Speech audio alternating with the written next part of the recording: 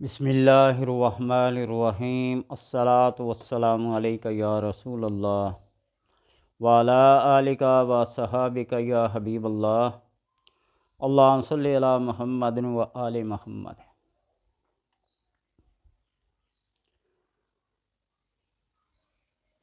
جب بھی کوئی آفت، کوئی مصیبت، کوئی پریشانی نازل ہوتی ہے تو اللہ تبارک و تعالیٰ سے نازل ہوتی ہے، اور خصوصاً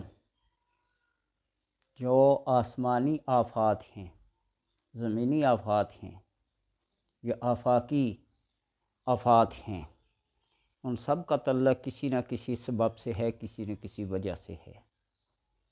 اور خصوصاً ہم پاکستانی مسلمانوں کو کوئی پتا بھی ہل جائے نا، اپنی جگہ سے ادھر سے ادھر ہو جائے تو افراتفری پھیلانے کے اندر، دہشت اور افسردگی پھیلانے کے اندر ہم ہمیشہ نمبر 1 ہوتے ہیں۔ عمرہ کرنے کے لیے دیکھیں تو ہم نمبر 1 ہیں، سوائے ایمانداری کے لحاظ سے، سوائے محبت اور اخوت کے لحاظ سے، عدل و انصاف کے لحاظ سے ہم سب سے پیچھے ہیں۔ کہنے کا مقصد یہ ہے، 8 اپریل بروز سوموار سورج گرہن تو ابتدائے کائنات سے لگتا آیا ہے، اور آپ صلی اللہ علیہ وسلم کے صاحبزادے حضرت ابراہیم کی وفات کے دن کو سورج گرہن اور رات کو چاند گرہن لگا تھا۔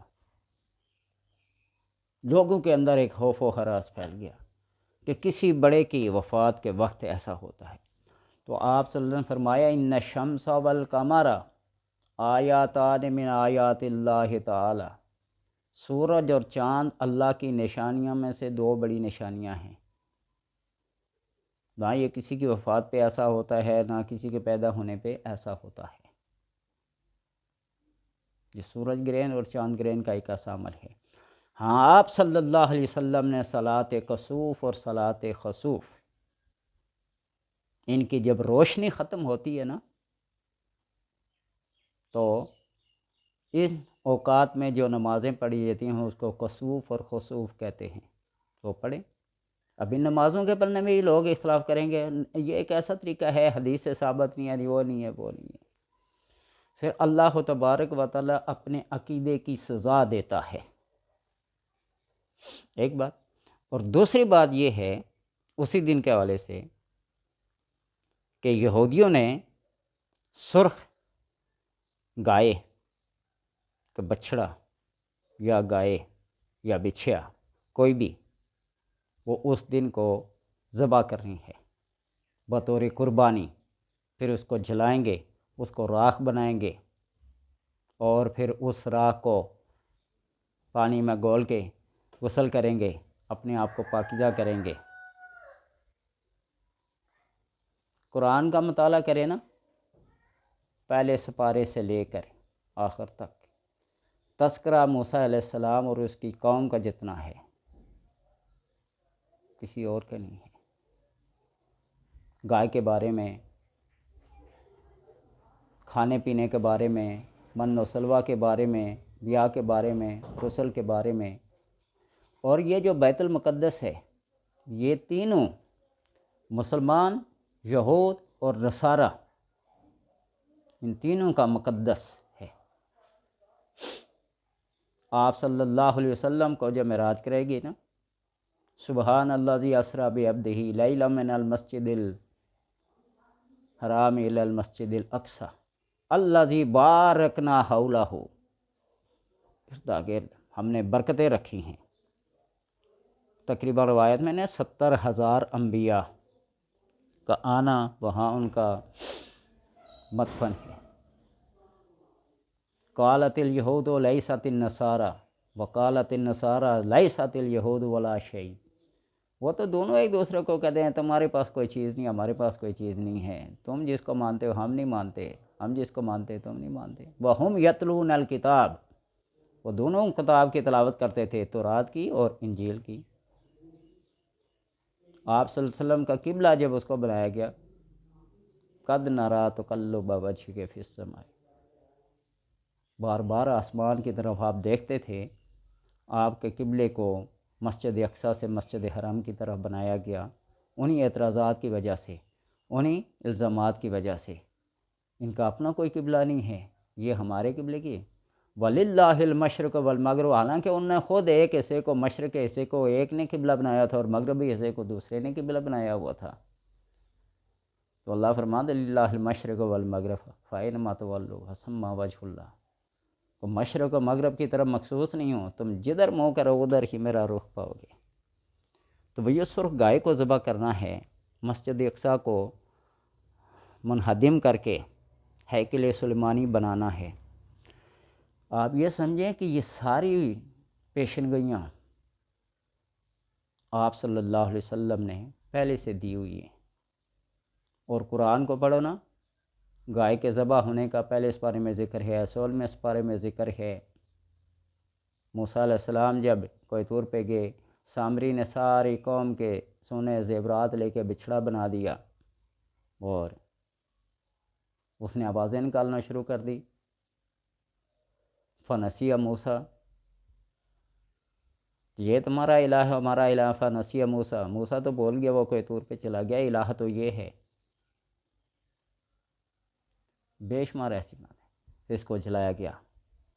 سامری کو واپس آ کر موسیٰ علیہ السلام نے پوچھا تم نے یہ کیا کیا؟ بصرت بما لم یبصر، جو میں دیکھتا ہوں وہ تم نے نہیں دیکھا۔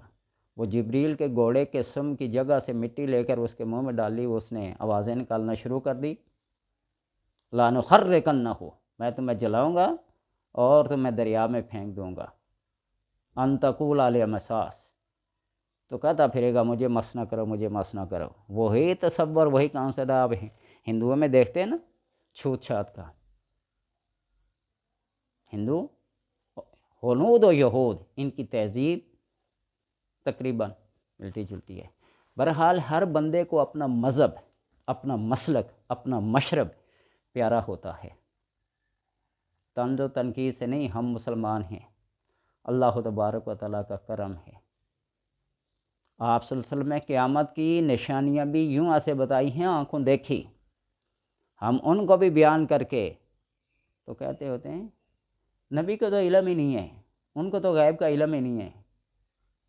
خود بتایا کہ قبر میں تمہارے بارے اتنے سوال ہوں گے، اتنے سوالوں کا تمہیں جواب دینا ہوگا، اور پھر بیان کرنا شروع کرتے ہیں نہیں جی قبر میں تو ان کے بارے میں کوئی سوال ہے ہی نہیں ہے۔ 3 سوال مشہور ہیں، بچپن میں سنتے آتے تھے، آج ہر مفسر کو، ہر مفکر کو دیکھیں، قبر میں صرف ایک ہی سوال ہوگا۔ اس لیے ان افواہوں پہ نہ جائیں، جو پہلی بات بچپن سے سنتے آئے ہیں۔ اس سوشل میڈیا نے ہر ایک کو مفتی بنا دیا، ہر ایک کو قاضی بنا دیا، ہر ایک کو حکیم بنا دیا، ہر ایک کو بڑا سکالر بنا دیا۔ باتیں سب کی مختلف ہے، اتفاق کسی ایک میں بھی نہیں ہے۔ تو اس لیے وہ جو آفت آنی ہے، وہ جو مصیبت آنی ہے، اس مصیبت اور آفت کے وقت اِنَّا لِلَّهِ وَإِنَّا إِلَيْهِ راجعون ہے نا قرآن کا، الذین اذا اصابتهم مصیبہ قالوا انا للہ وانا الیہ راجعون اولئک علیہم صلوات من ربہم ورحمہ واولئک هم المہتدون۔ کربلا سے بڑی کوئی مصیبت آئے گی؟ جنگ بدر، جنگ احد، جنگ خندق، جتنی بھی جنگیں گزری ہیں ان سے بڑی کوئی مصیبت آئے گی؟ آپ صلی اللہ علیہ وسلم نے اس وقت ہی فرما دیا تھا جنگ بدر کے دوران میں، یہاں اتبا گرے گا، یہاں شیبہ گرے گا، یہاں ابو جہل گرے گا، یہاں یہ گرے گا، اور جو جو لکیر آپ صلی اللہ علیہ وسلم نے لگائی تھی انہی لکیروں پہ جن کے نام لیے تھے وہ گرے ہیں۔ یہ سب بیان کر کے، جوش جذبات میں نہیں، حقیقت میں بیان کر کے، تو پھر کہتے ہیں نہیں جی آپ صلی اللہ علیہ وسلم کا تو علم غیب ہے نہیں، تو آپ تو جانتے ہی نہیں ہیں، تو یہ پھر کس نے بتایا تھا؟ اسی طرح قیامت کی نشانیوں کے بارے میں یا کائنات کے مٹنے کے بارے میں جتنے بھی اسباب ہیں وہ سارے کے سارے آپ صلی اللہ علیہ وسلم نے پہلے سے بیان فرمائے ہوئے ہیں۔ کوئی سرخ گائے کو ذبح کرے یا سفید کو ذبح کرے، کوئی ایسے ہی کسی کو بیوقوف بنائے۔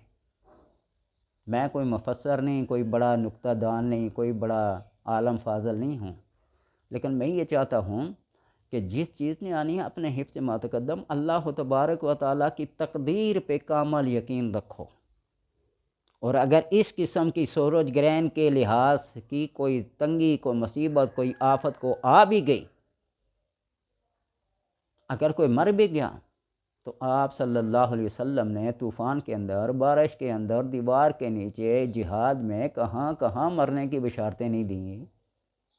مرنا تو ہے نا ایک دن، چاہے دیوار کے نیچے آ کے مریں، چاہے جل کے مریں، چاہے پانی میں مریں، چاہے جہاد میں مریں، چاہے جہاں بھی مریں، وہ تو جانا ہے نا، اسباب اللہ نے پیدا کیے ہوئے ہیں۔